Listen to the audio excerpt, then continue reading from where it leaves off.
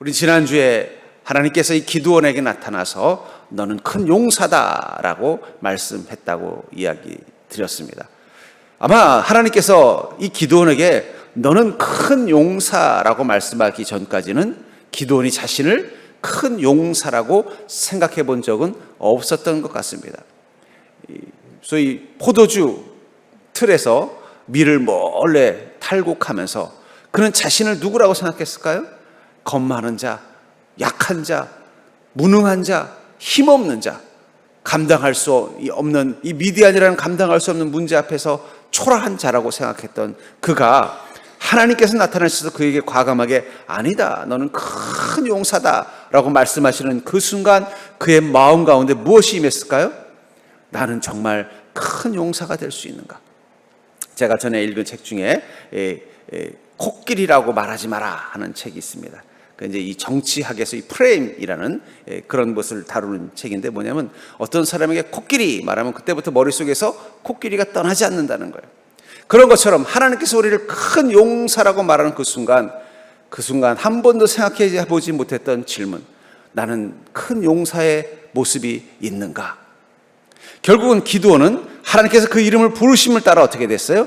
큰 용사로 변화되었습니다. 하나님이 우리 이름을 부르신다는 건 우리를 어떻게 하시겠다는 거예요? 그렇게 되게 만드시겠다는 뜻이 들어있는 것입니다.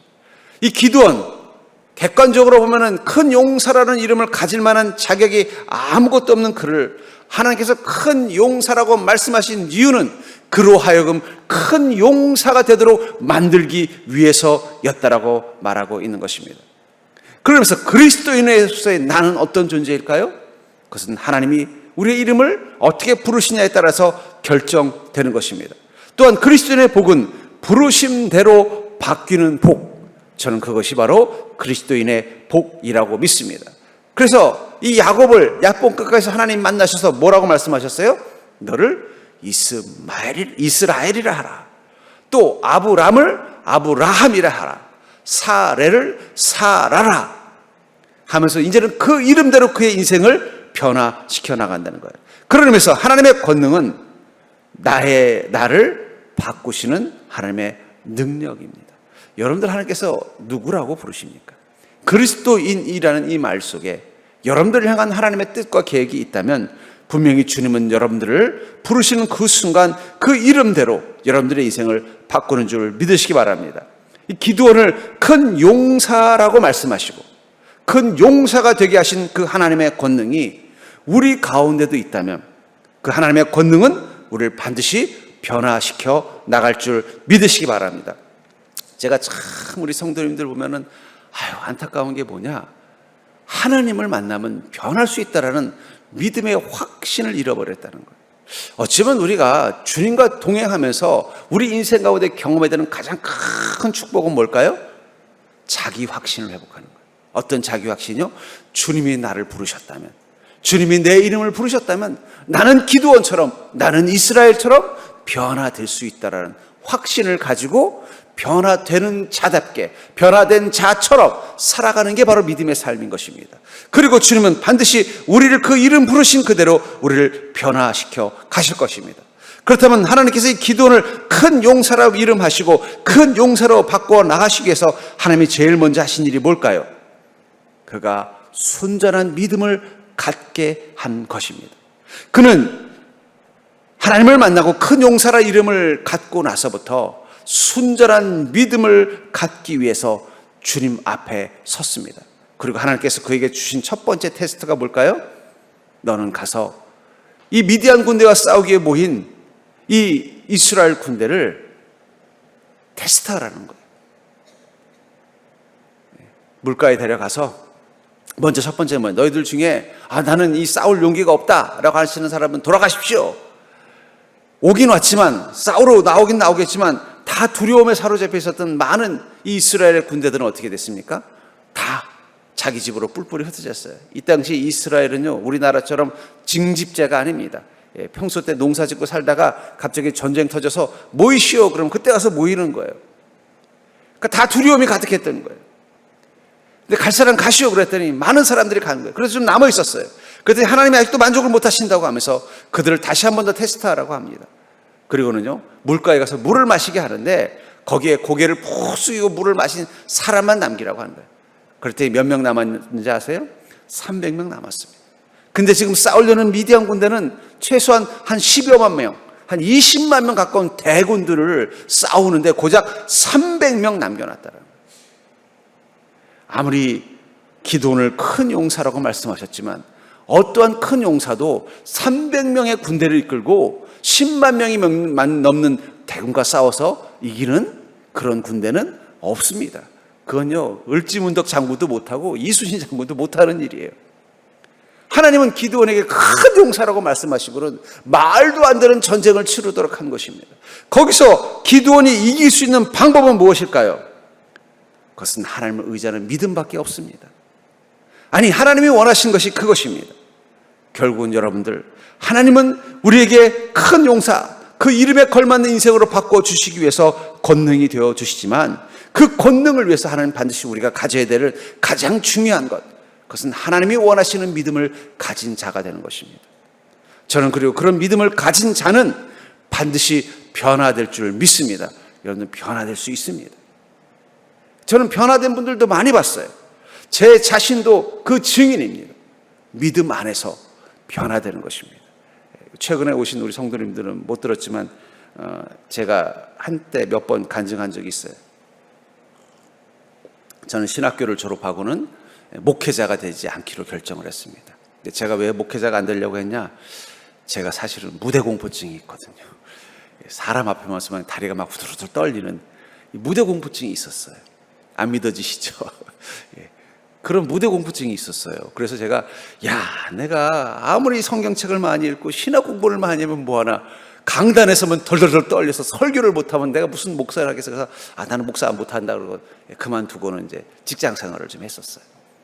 근데 하나님이 저를 다시 강권적으로 부르셔서 다시 목회자의 길을 가게 하는 거예요. 그때 제가 그랬어요. 아니, 하나님, 제가 뭐 싫어서 안 한다는 것도 아니고 하나님 명령 어기려고 하는 것도 아니고 현실적으로 생각해 보십시오.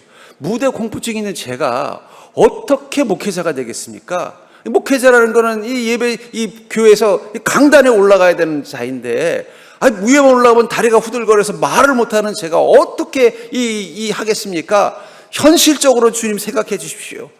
근데도 주님께서 막무가내로 다시 목회자의 길을 가라고 하시는 거예요. 그래서 제가 그랬어요. 아이고, 알겠습니다. 그 대신 하나님 책임지십시오. 그랬더니 하나님이 저를 바꿔놓으셨다는 거예요. 안 믿어지시죠? 저희 아내가 산증인입니다. 여러분, 하나님은 우리를 변화시켜 주기를 원하신다는 거예요. 그래서 이 기드온, 겁 많고 소심하고 자신감 없는 이 기드온에게 오셔서 뭐라고 말씀하시는 거예요? 대뜸 보자마자 큰 용사여라고 말씀하셨다는 거예요. 그의 모습을 보고 말씀하신 게 아니라 내가 너를 그렇게 만들겠다는 하나님의 계획을 말씀하신 것입니다. 여러분, 하나님 우리를 그렇게 부르십니다. 우리를 부르실 때, 성도라고 부르실 때 그 성도라는 말 속에 무엇이 들어있는 거예요? 하나님의 큰 계획이 들어있다는 거예요.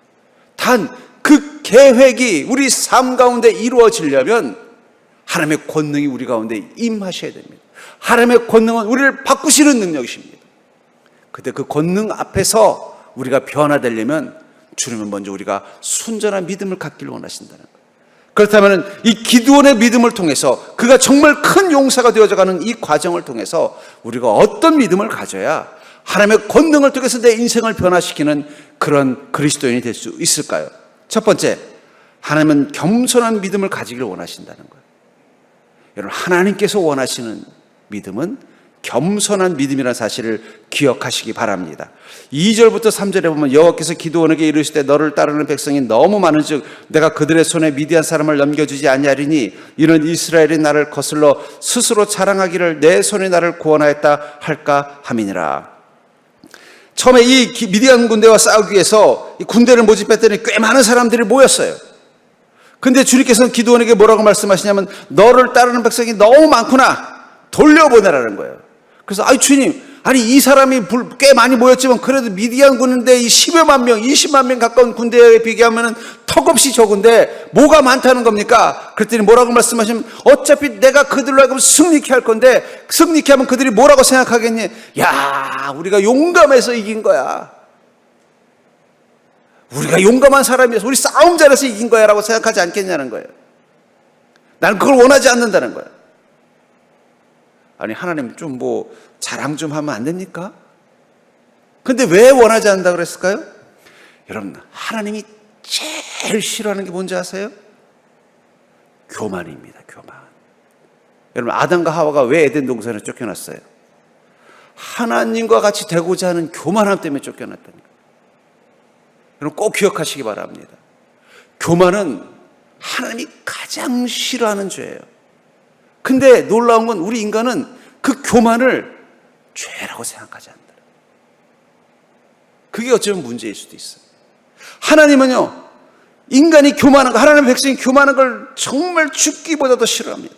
그래서 이 이스라엘 민족이 어떻게 교만해져서 내가 그들을 구원했는데도 자신들의 능력으로 구원받았다고 착각할까 봐 어떻게 하는 거예요? 예수님을 이 땅 가운데 친히 보내신 거예요. 아니, 꼭 예수님 믿어야 구원받나? 좀 내가 뭔가 선한 일도 좀 많이 하고 내가 귀한 일도 좀 많이 해서 구원받으면 좋잖아요. 그런데 왜 주님은 그 모든 구원의 조건들을 다 안 된다고 하시고 예수 그리스도를 믿는 믿음만 가지고 구원받는다고 말씀하셨을까요? 그래야 우리의 공이 없기 때문이에요. 우리의 수고로 얻은 게 아무것도 없기, 오직 예수 그리스도의 그 공으로만 구원받아야 우리가 교만하지 않기 때문입니다. 하나님은 그만큼 교만을 싫어하십니다. 그렇기 때문에 순전한 믿음은 가장 중요한 게 뭐예요? 교만하지 않는 것입니다. 잠언 16장 18절에 보니까 교만은 패망의 선봉이요 거만한 마음은 넘어짐의 앞잡이니라. 마귀가 우리를 쓰러뜨릴 때 가장 잘 쓰는 전략이 뭔지 아세요? 교만을 심어놓는 거예요. 교만. 특별히 믿음 가운데 있는 이에게 주님은 교만을 갖지 말라고 경고하시는 것입니다. 잠언은 교만은 패망의 선봉이요 넘어짐의 앞잡이다.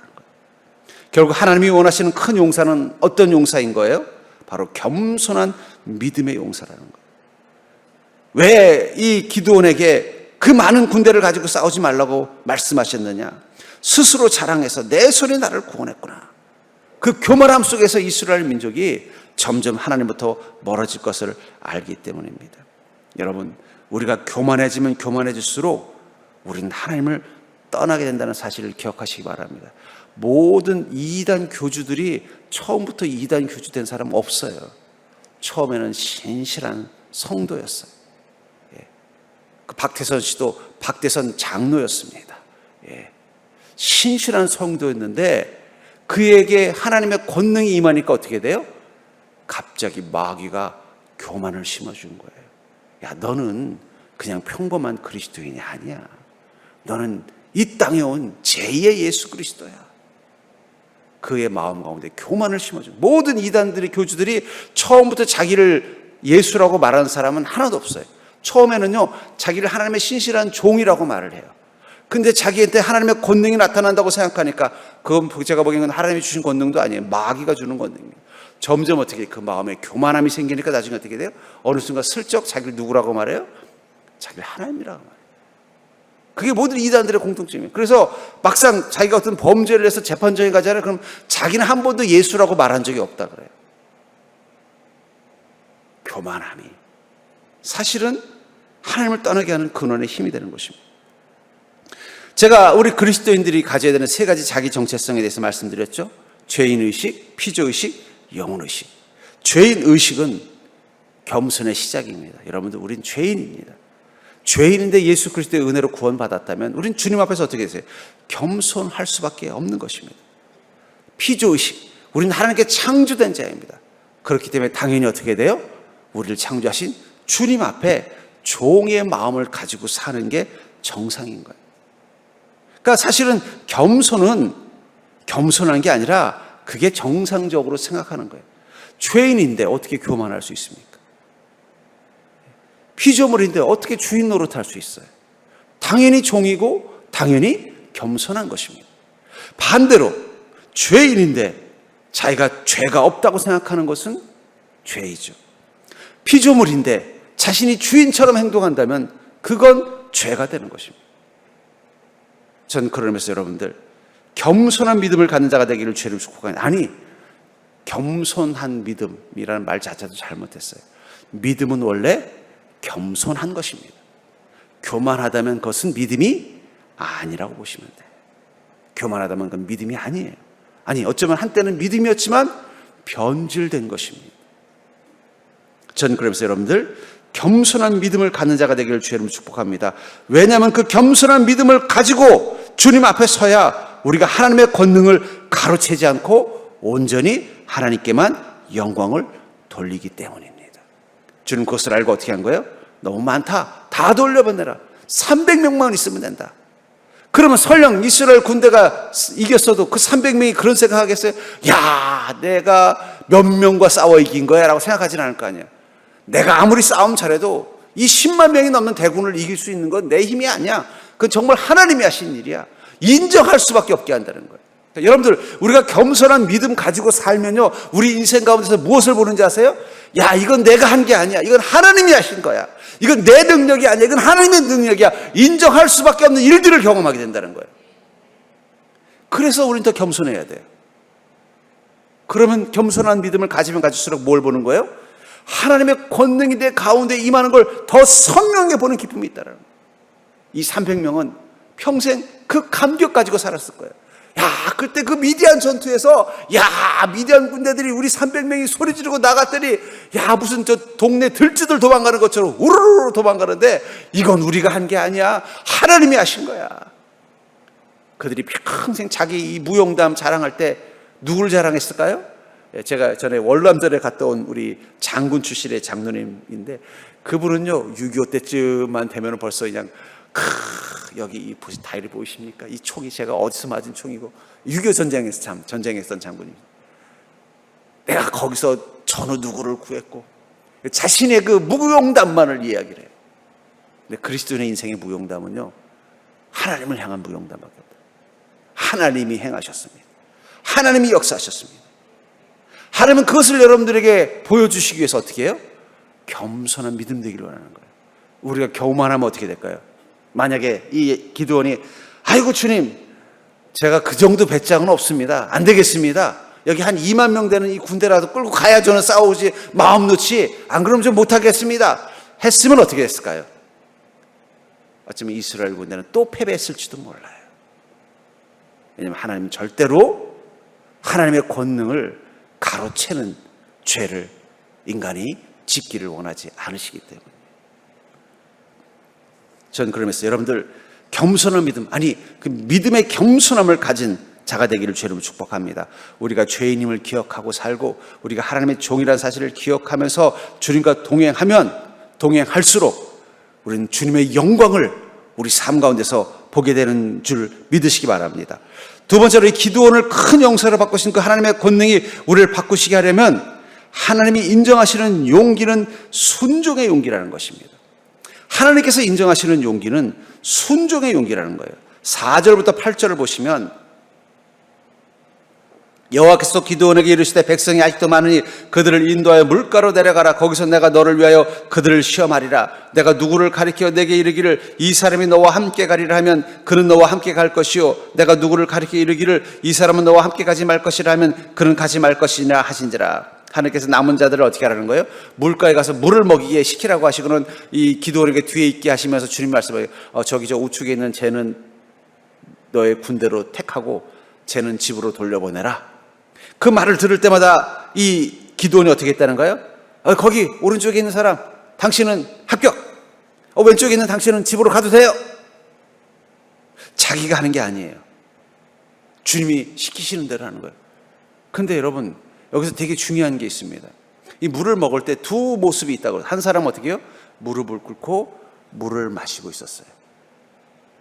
이 군대에서 목이 마른데 적진에 들어갔다 목이 마른데 물을 마실 때 중요한 게 뭔지 아세요? 어디서 적이 나타날지 모르니까 그걸 사주경계라고 합니다. 계속 긴장감을 놓지 않고 경계하면서 먹는 게 제대로 된 군인이에요. 목마르다고 얼굴 쳐박고 물 먹다가 뒤에서 적군 나타나면 꼼짝없이 당하는 거예요. 그러니까 객관적으로 어떤 사람을 선택해야 군인으로서 적합한 거예요? 무릎 꿇고 물 먹는 사람을 뽑아야 되는 거예요. 근데 하나님은 그들을 어떻게 하라는 거예요? 돌려보내라고 하는 거예요. 그리고는요, 목마르다고 얼굴 쳐박고 물 먹는데 뒤에서 적이 오든 말든 신경 안 쓰는 그런 사람만 남겨놓는 거예요. 그러니까 기도를 하면서도 불안했을 것 같아요. 이게 맞나? 아니, 하나님께서, 이 강야에서 우리 조상들이 이 미디안 군대와 싸울 때, 아말렉 군대와 싸울 때도 주님 함께 하셨고, 가나안 정복할 때도 우리 조상들과 함께 하셨는데, 어떤 사람이 용감한 군인이고, 어떤 사람이 군인 준비가 안 된 사람인지를 모르시지도 않을 텐데, 왜 나한테는 자꾸 이 군인이 될 자격도 없는 이 오합지들만 남기시지? 막 불안감이 막 올라오지 않았겠냐는 거예요. 내가 아무리 머리가 나빠도 그렇지, 누가 용감하고 싸울 준비가 된 사람인지 내 눈에도 보이는데 왜 하나님은 그런 사람은 다 가라 그러고 전혀 싸울 준비가 안 돼 있는 이런 사람들만 남기시지? 그럼에도 불구하고 어떻게 했다는 거예요? 그에게 순종해서 300명을 남겼다라는 거예요.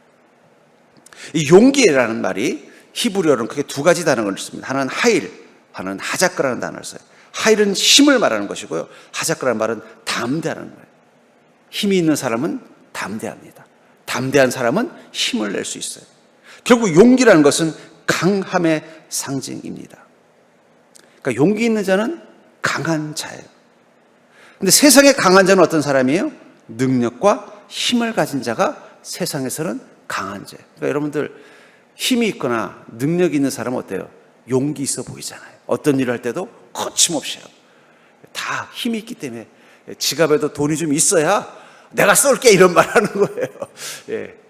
카드 끊기고 지갑에 10,000원짜리 2장 있으면 내가 쏠게라는 말 안 나오는 거예요. 용기가 안 생기는 거예요. 세상의 용기란 건 힘으로부터, 능력으로부터 오는 것입니다. 근데 그리스도의 용기는 어디서부터 올까요?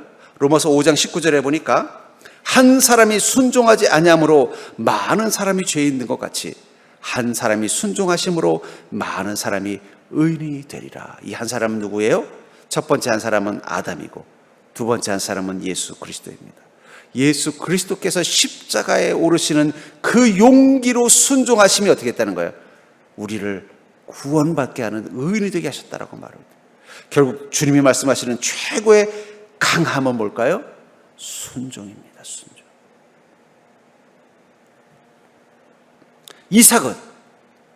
이삭은 용기 있는 사람입니까? 용기 없는 사람입니까? 이삭은 우유부단한 사람이에요. 조용한 사람이에요.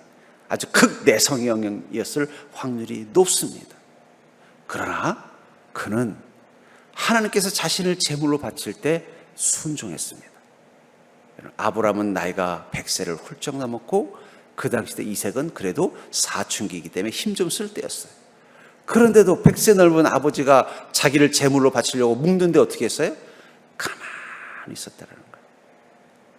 이삭이 하나님께 아브라함이 제물 바치는 장면을 몇 번이나 봤겠어요?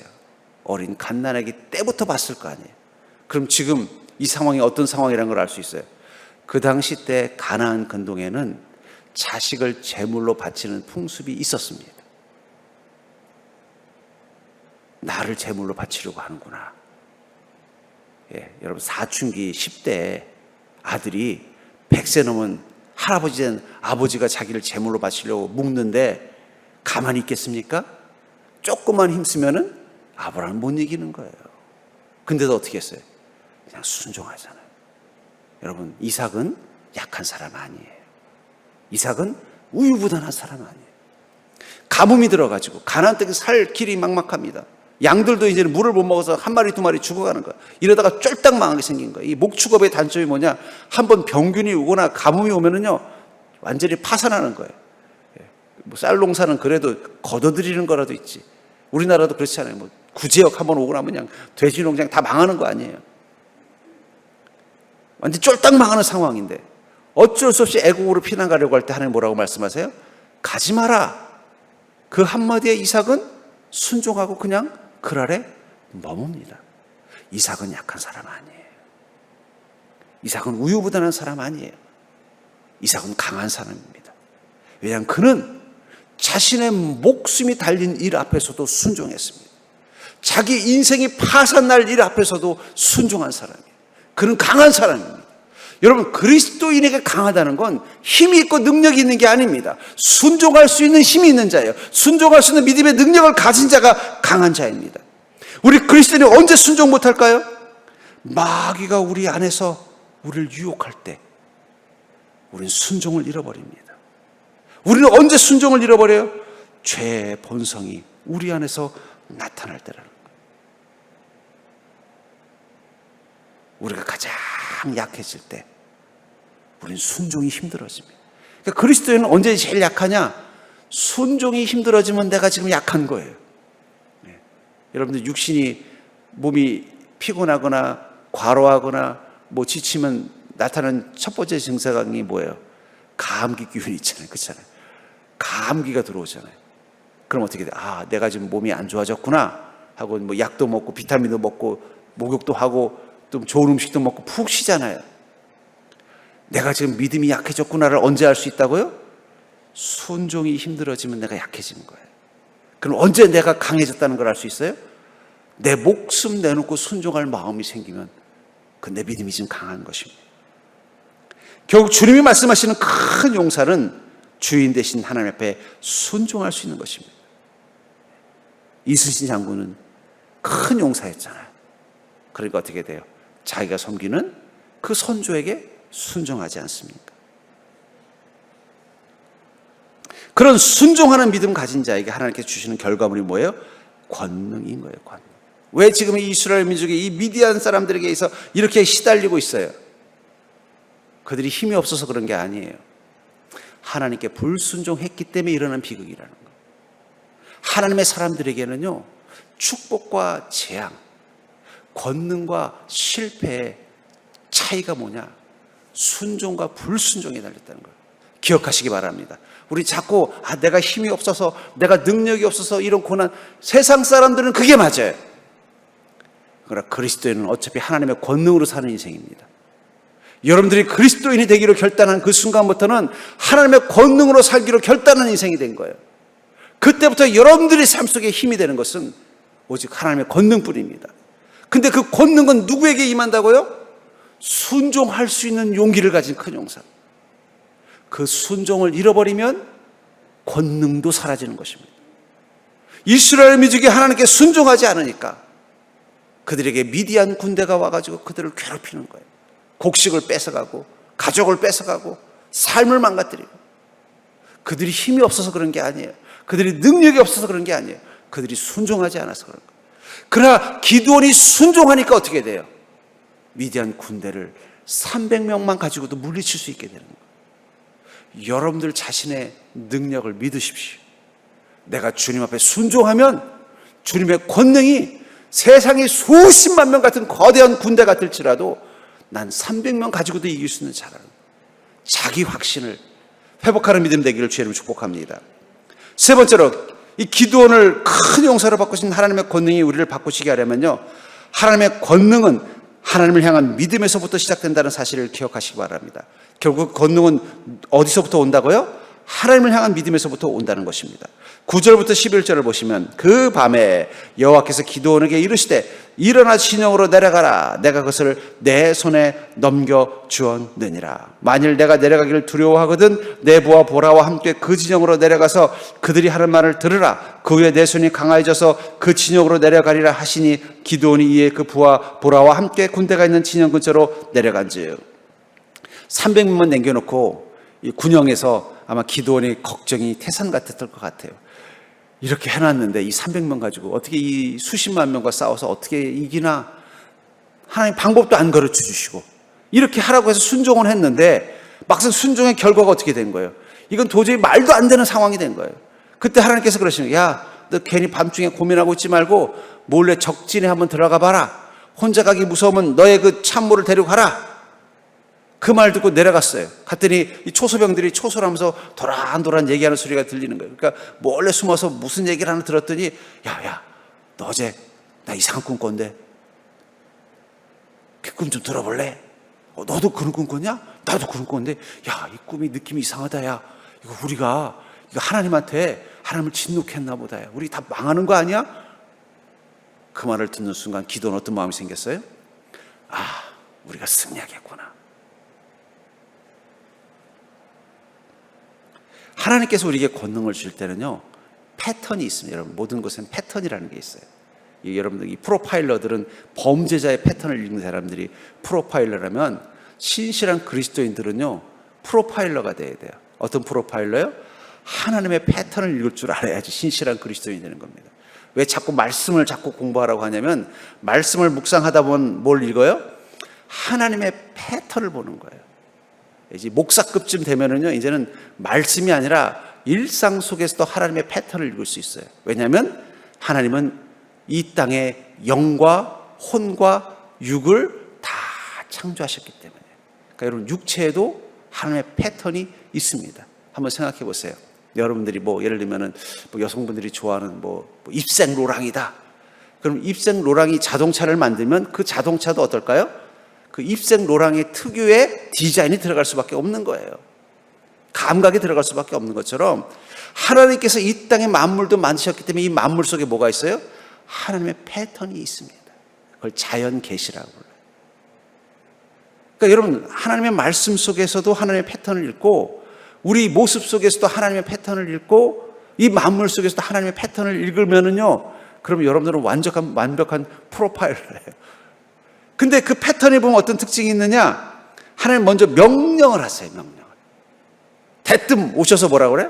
너 가서 싸워라. 너 가나안 땅으로 가라. 명령을 하신다는 거예요. 그리고는 그 다음에 뭐라 그래? 그러면 내가 너에게 이런 복을 주려 약속을 하신다는 거예요. 하는 패턴이에요. 제가 말씀을 통해서 또 제가 삶 속에서 또 목회자로 성도의 삶을 보면요, 하나님 먼저 명령을 주십니다. 거룩한 부담을 주신다는 거예요. 그 다음에 약속을 주셔요. 내가 그렇게 하면 너에게 이런 복을 주리라 약속을 주십니다. 그러면 이제 그 다음에 어떻게 돼요? 우리가 순종하느냐 마느냐 이 갈등 속에 서는 거예요. 근데 순종하면 응답이 이루어지는 거예요. 제가 보니까 이게 하나님의 패턴이셔요. 명령하시고 약속하시고 순종하면 응답하십니다. 근데 명령과 약속과 순종, 이 첫 번째 이 세 가지 단계에서 가장 중요한 힘이 뭔지 아세요? 믿음이 필요합니다. 하나님이 명령하셔서도 내 믿음이 받쳐주지 않으면요, 그 명령을 무시해버리게 돼 있어요. 하나님이 약속하셨어도 내 믿음이 받쳐주지 않으면 그 약속을 믿지 못하게 돼 있어요.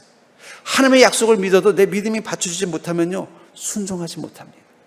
그러니까 결국 명령과 약속과 순종까지 가려면요, 무엇이 필요해요? 내 안에 온전한 믿음이 있어요. 그래서 믿음이 능력인 거예요. 믿음의 힘이 있어야 주님의 명령을 듣고 약속을 받고 순종할 수 있기 때문이에요. 하나님께서는 기드온에게 무엇을 명령하셨어요? 300명 가지고 이 수십만 명이 되는 미디안 군대와 싸우라고 명령하셨다는 거예요. 그리고 나서 뭐라 그래요? 내가 승리하게 해주겠다고 약속하신 거예요.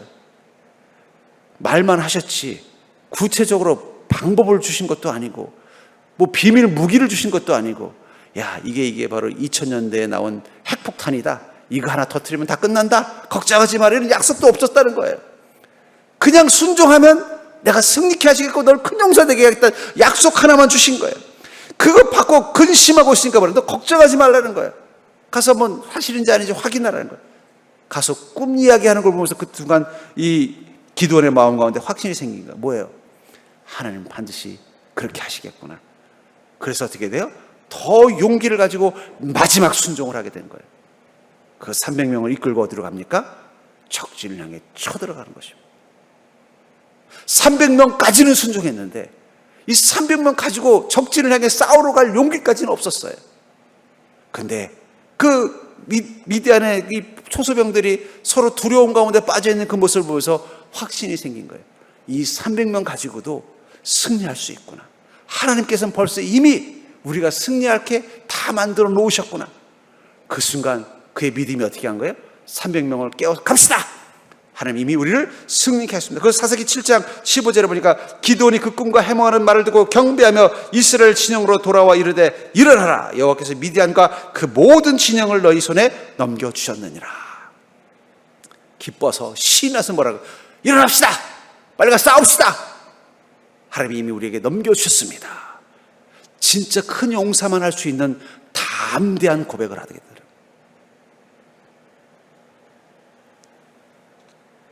그러나 우리 안에 의심이 생기면요, 모든 의심은 두려움으로부터 생기는 것입니다.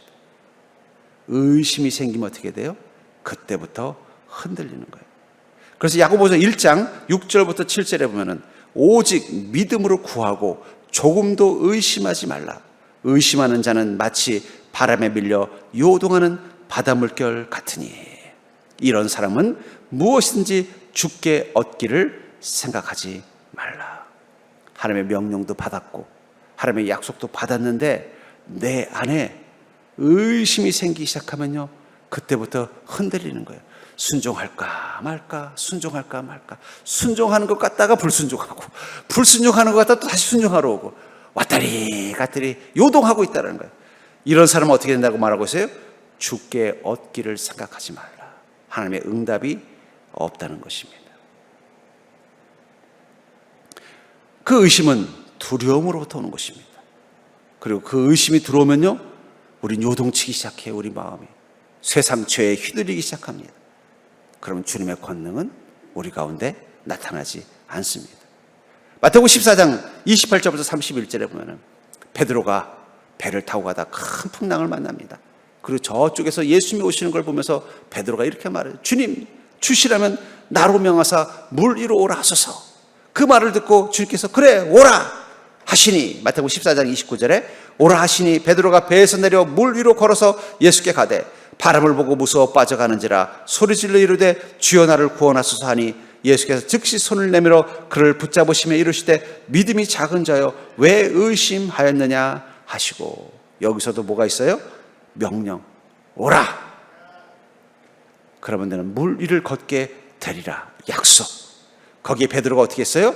순종하고 뛰어내렸습니다.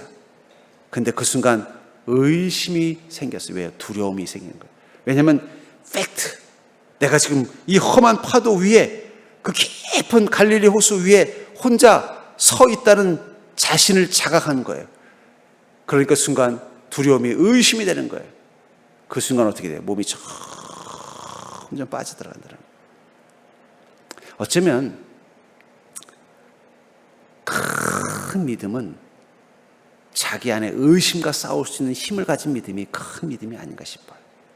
하나님이 이미 다 해놓으셨어요. 마치 바보로 치면 뜻만 들이면 되는 거예요. 하나님이 이미 이 기드온의 군대가 미디안 군대와 승리할 수 있도록 다 해놓으셨어요. 어디까지 해놓으셨어요? 미디안 사람들의 꿈속에까지 들어가서 그들에게 완전히 겁을 먹게 만들어 놓으신 거예요. 보초병들이 이 정도 수군거릴 정도라면 이미 그 안에서는 어떻게 된 거예요? 다 두려움에 사로잡혀 있는 거예요. 이 정도면 다 끝난 거예요.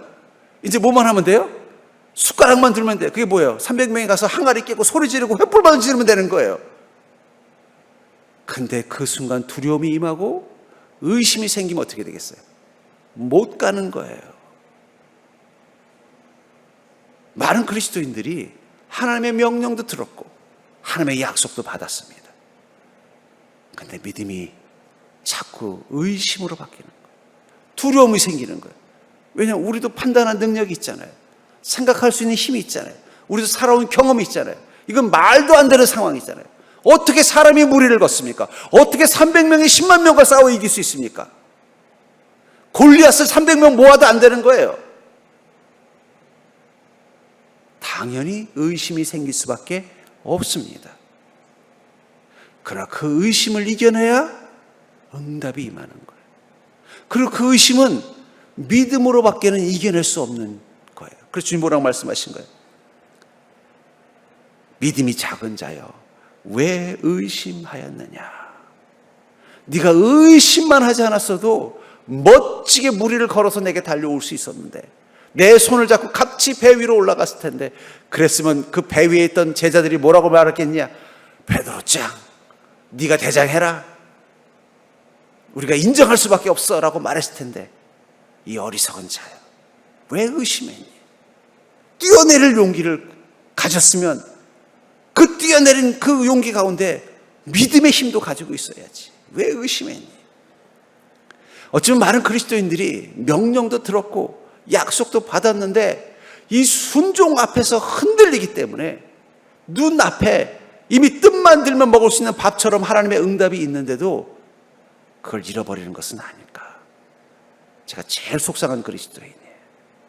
차라리 처음부터 믿음이 없어 하나님의 음성도 못 듣고 하나님의 약속도 못 받았으면 어차피 시작도 안 했는데 뭐 순종했다 안 했다. 여러분, 뭔가 내 마음속에 자꾸 의심이 생기고 자꾸 두려움이 생기면 뭐라고 생각하면 될까요? 절대로 이제 뜻만 들면 되는데, 이제 뜻만 들면 되는 거예요. 하나님께서 이미 다 밥을 지어 놓으셨습니다. 내가 의심하지 않는 믿음으로 끝까지 버티기만 하면 어떻게 돼요? 하나님의 권능과 축복이 내 인생의 식탁 위에 올라오는 것입니다. 우리는 하나님의 권능으로 우리 인생을 바꾸는 자라는 사실을 기억하시기 바랍니다.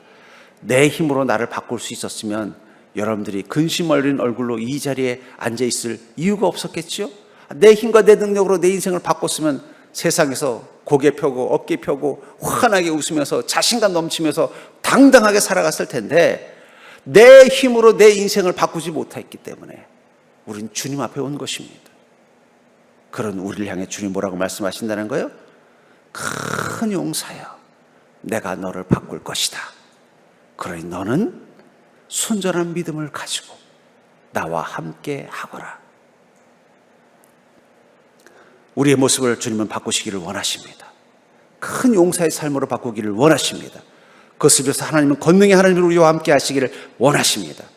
그러려면 우리는 먼저 하나님의 권능이 임할 순전한 믿음의 모습을 회복하고 주님의 약속을 믿고 나아가는 믿음이 필요할 것입니다. 전 여러분들 그 믿음을 통해서 여러분들의 인생을 향한 하나님의 약속이 여러분의 삶 가운데 속히 이루어지는 기쁨이 넘치는 복된 인생이 될 수 있기를 주의 이름으로 간절히 축원합니다.